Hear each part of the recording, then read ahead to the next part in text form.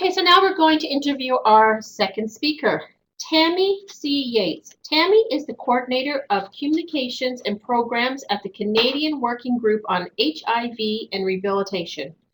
Tammy has had several years of experience in developing and implementing new initiatives related to HIV and examining how employment or lack of employment affects the health of people living with HIV and other complex chronic illnesses and how their health status may impact their employment. Tammy plays a key role as the overall coordinator of the employment programming for the CWGHR and is also the current chair of the Ontario Episodic Disabilities Network. She's a graduate of Wolfson College, Cambridge University, England, and the University of West Indies, St. Augustine, Trinidad.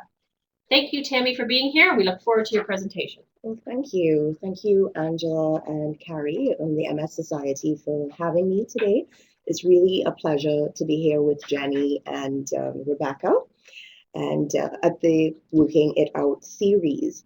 And as you see on the slide in front of you, the title that I've used for today is Different But Equal, Episodic Disabilities and the World of Work. Now, just to give you an overview in terms of the presentation this afternoon, so a lot of you may be asking yourself, what does the Canadian Working Group on HIV and Rehabilitation have to do with multiple sclerosis? So we'll get to that. I'm also going to speak about what is an episodic disability, as well as the differences between an episodic disability and the traditional understanding of a disability. We're also going to briefly look at the business case for hiring and retaining people living with episodic disabilities, and that tricky issue of why income security is often such a challenge for people living with episodic disabilities. And I'll end with, just some recommendations in terms of workplace supports. So a little bit about QWIGR, and that's the acronym, Canadian Working Group on HIV and Rehabilitation.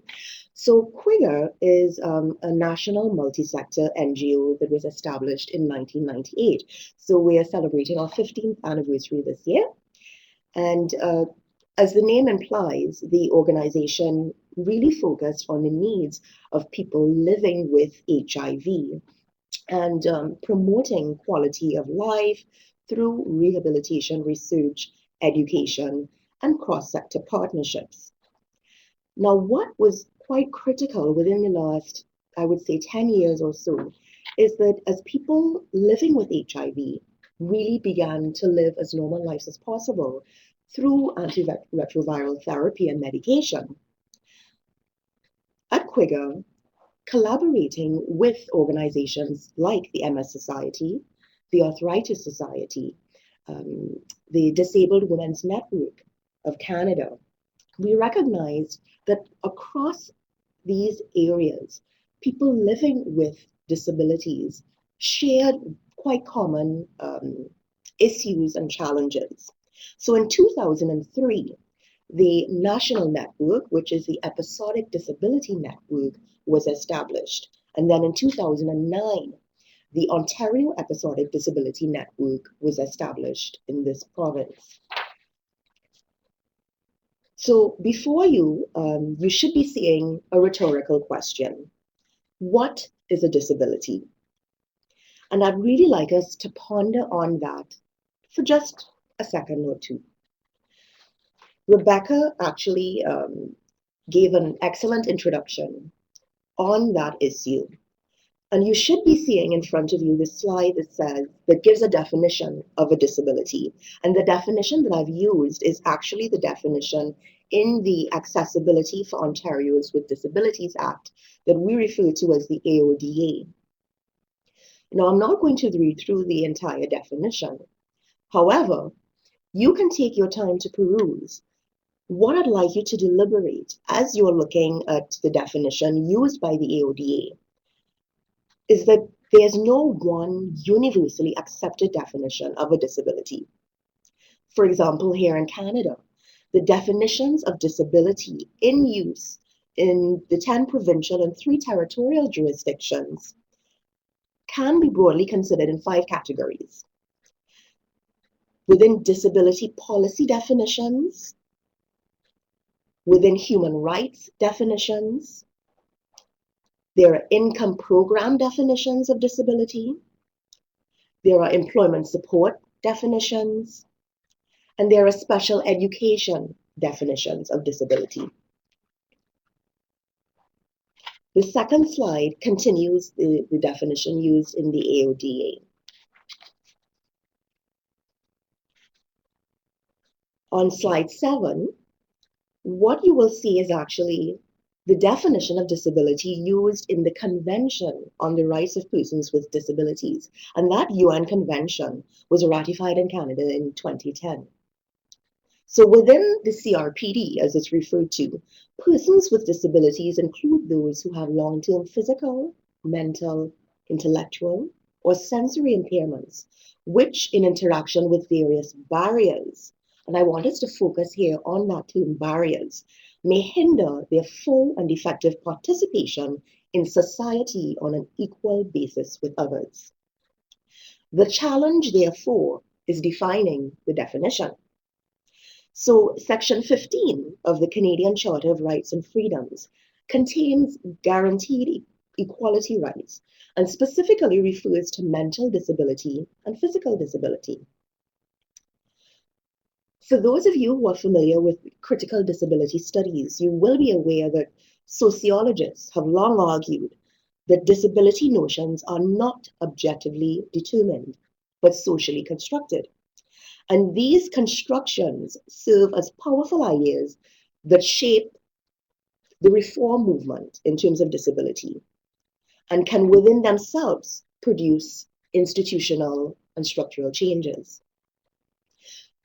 So very often within the disability movement, we hear that the impairment or the physical impairment or the mental impairment, so to speak, is not the disability in and of itself, but it is that lack of societal or environmental support that facilitates or hinders the person living with the disability from being equally participatory in society. So I'd like to introduce you now to the term episodic disabilities. So think again for just a second, what do you understand by the term episodic disability? So I laid the groundwork by sharing with you the challenge that we've had even within the broader disability movement of defining a disability.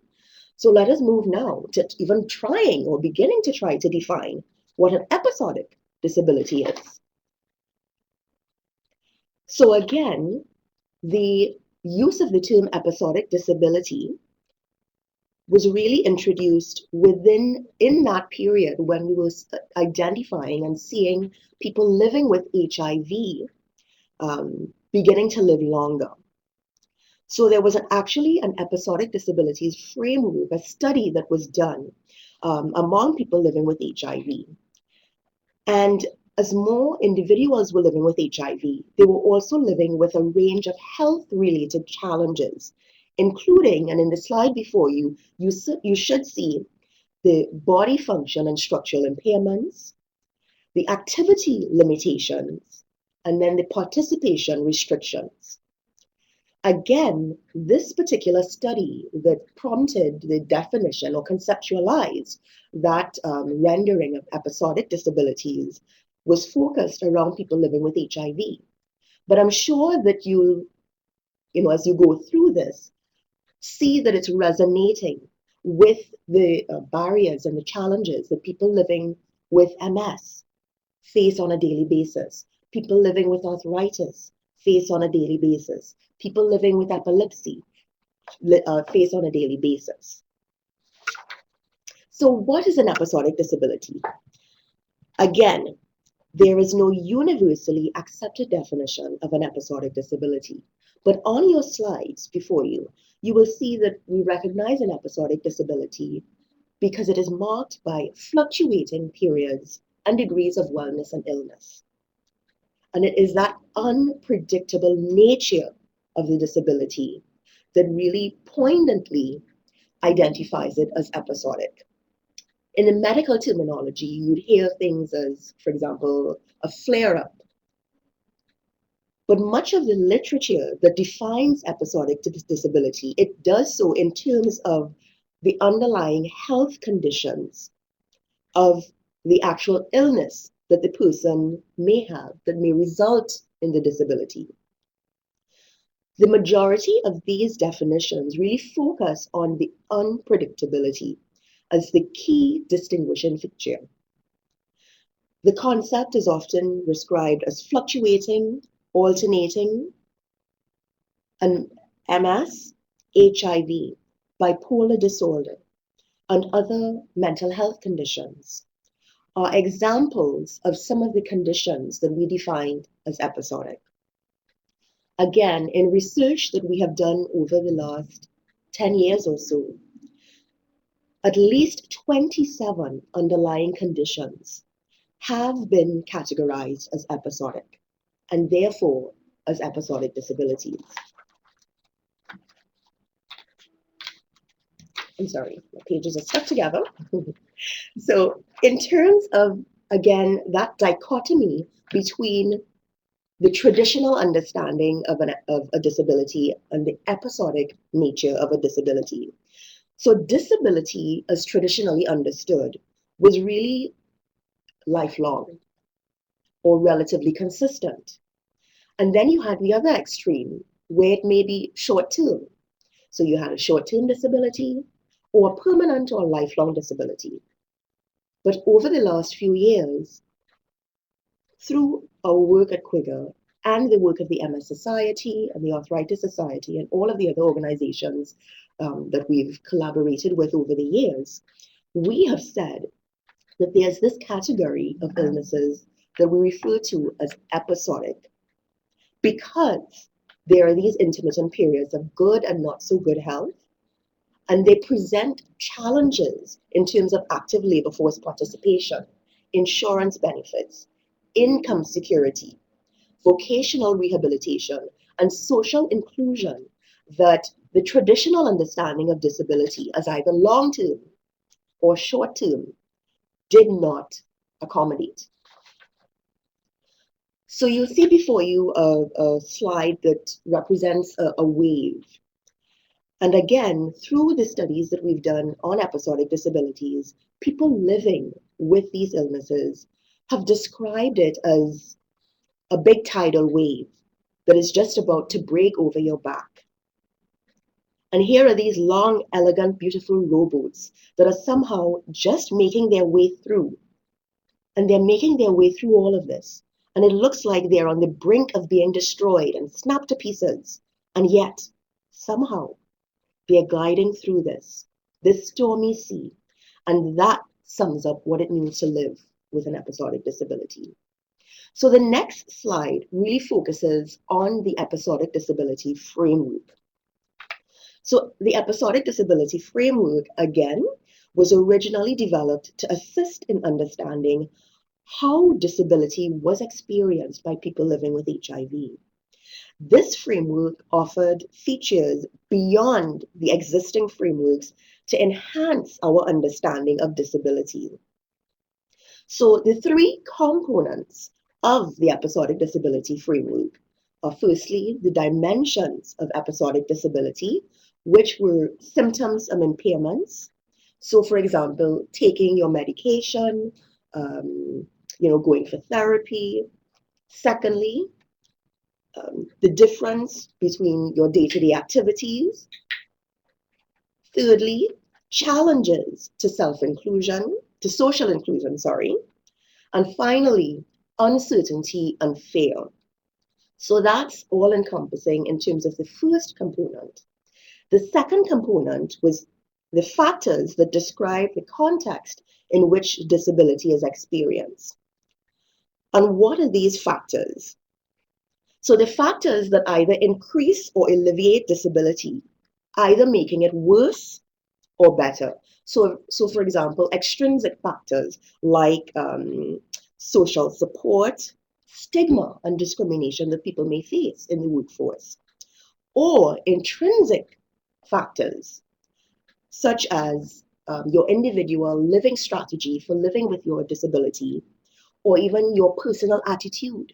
Some people are always optimistic, whereas others may be, down-spirited and negative. And of course, this impacts on, how your disability is experienced. And finally, the third component of the episodic disability framework are the triggers that can actually initiate a major episode of disability. And some of these triggers are actually receiving the diagnosis in the first place. For example, for people living with HIV, they often refer to life before and life after their diagnosis.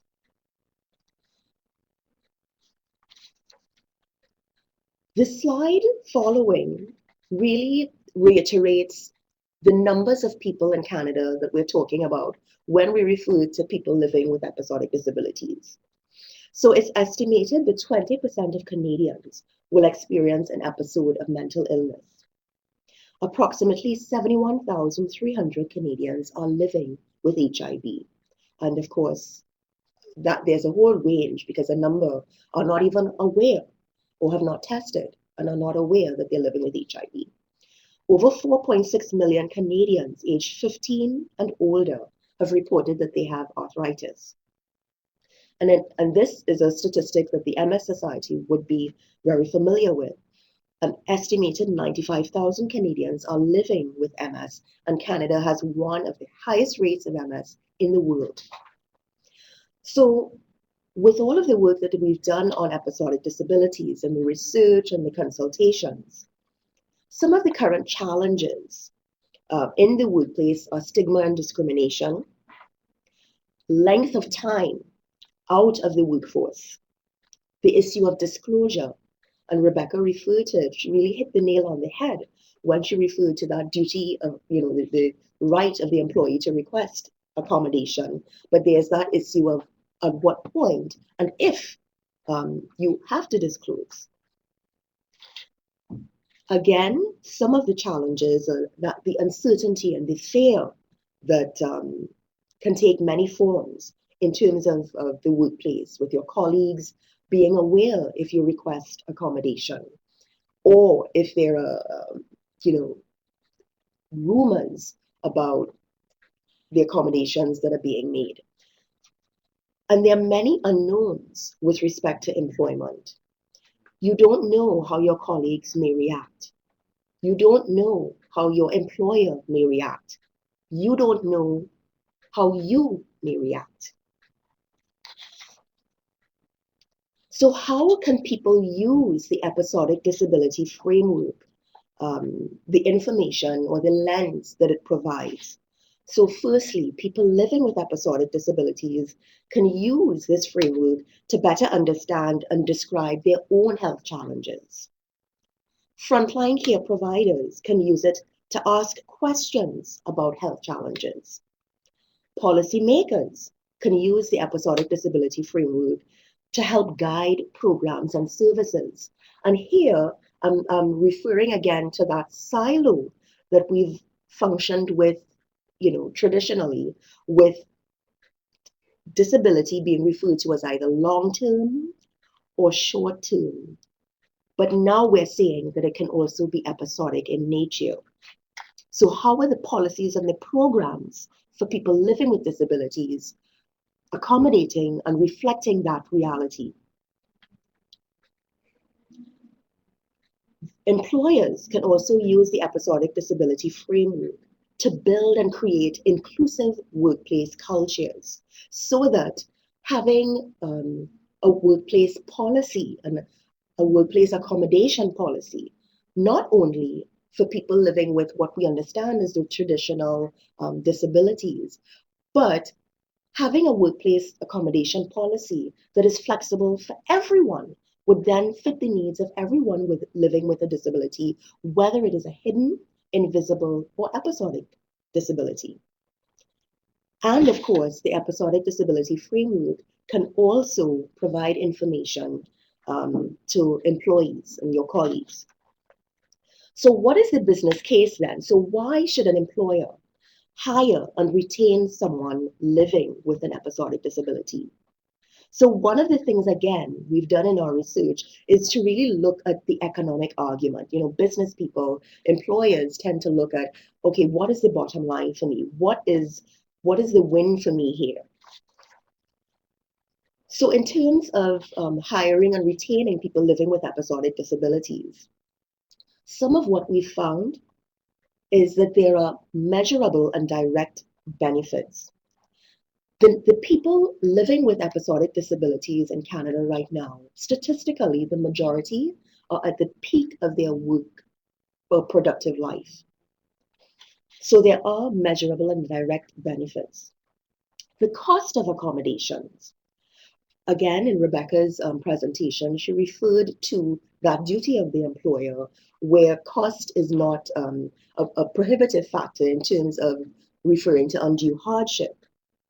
Our research has shown that the cost of accommodation is very often quite minimal. On the average, maybe even $500 when there is any sort of physical accommodation to be put in place. But very often, it's not a physical accommodation that needs to be put in place. It is those things that we referred to previously, flexi time, working from home.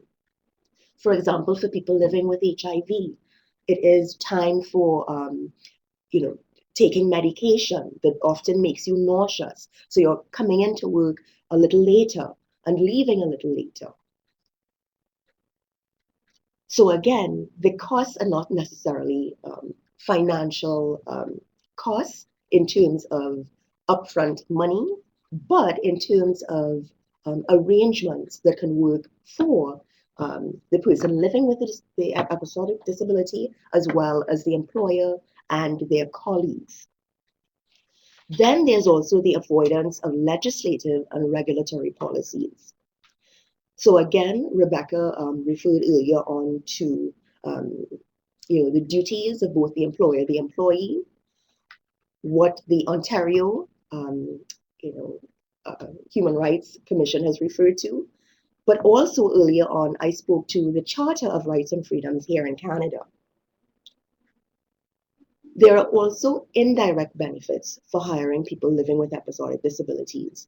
And some of those indirect benefits are, for example, employee loyalty. So when you are motivated as someone living with an episodic disability, and you have that accommodation being met by your employer, and you have that sort of inclusive workplace culture within the organization, that loyalty, that enthusiasm to be productive and to give of your best for this organization. Ideally, in a perfect world, that's what we would see happening. So as I begin to wrap up, one of the things that I think is critical that we focus on is what I refer to as the insecurity of income security for people living with episodic disabilities. So current income support and assistance policies and programs provide financial benefits to individuals and families who do not have the resources to meet their basic needs, like food, clothing, and shelter. So that is really what the purpose of an income support program is. Disability income programs, for example, are critical supports for people living with disabilities at the times where they are unable to work. Many of these disability income support programs have developed here in Canada over the past 45 years and include a range of programs with specific and distinct, sometimes conflicting mandates, which are provided by the departments and the jurisdictions within which they fall. So by design, unfortunately, some income programs interact poorly and some fortunately interact well. The 8 income programs here in Canada are for the purposes of our discussion, CPPD, which someone referred to earlier on, employment insurance sickness benefits, veterans benefits for disability, disability tax credits, personal or family resources registered disability savings plan, and we're calling this a program really for the discussion here today. Provincial social assistance for disability, and for example, for us here in Ontario, that's ODSP, the Ontario Disability Support Program, workers' compensation, and employers' long-term income protection. So research by the Episodic Disabilities Network, of which the MS Society and QIGA are members, shows that all of the 8 income support programs, depending on how a person became disabled and the type of disability they have, either stack or cannibalize each other. This happens because programs either define themselves as first payers like CPPD or as last payers. So programs that are last payers purport to pay people with disabilities who have no other resources. And first payer programs pay without regard to who else is paying. Most disability programs, for example, CPPD, support for veterans, and workers' compensation and EI sickness benefits, are really based on workplace attachment. So you already see the challenge for people, as you referred, for example, the person who is self-employed, who is not attached to the traditional concept of a workplace. So only social assistance, the registered disability savings plan, and disability tax credit do not have that attachment to workplace criteria. So based on what I've just shared, one of the strongest recommendations that we've made to the federal government is to increase the flexibility of EI sickness benefits, such as with units of 75 individual days or 150 half days, making it easier for people living with episodic disabilities to stay in the workforce while being able to use EI sickness benefits on days or weeks when they are able to work. So again, one of the recommendations has become a reality, and that is the automatic reinstatement for CPPD recipients who return to work, but who then, for one reason or another, have another episode. So automatic reinstatement is really the accelerated and simpler process to return to CPPD for within the 2 years after the benefit has ceased.